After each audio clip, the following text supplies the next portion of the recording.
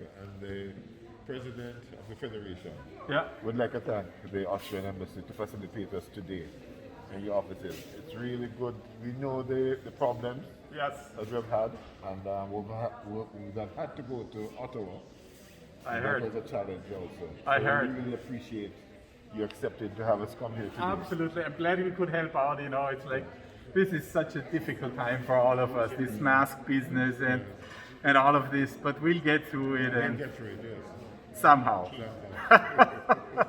Are you vaccinated already? Do you have a chance for vaccines yet? No. Not yet, huh? We will sometime in the latter part of the year. Yeah, same here. You know, it starts more now, so we hope that we come in the next 2 months and that we can get back to some kind of a normal life.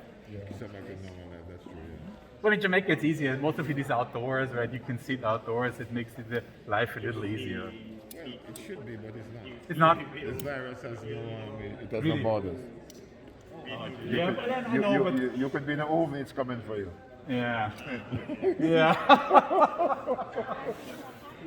You know, I spent a bit of time in Jamaica because we were a part of the Seabed Authority, which Right, is yeah. has its headquarters in Kingston. Yeah. So I traveled quite a bit back and forth. It was always great to be there and to see the island a little bit. So I have good memories of Jamaica. Well, it's good to meet you, Ambassador. Yeah, same here. And we're going to take this opportunity to enjoy your country when we get there on Monday. Yes, yeah, absolutely. Please.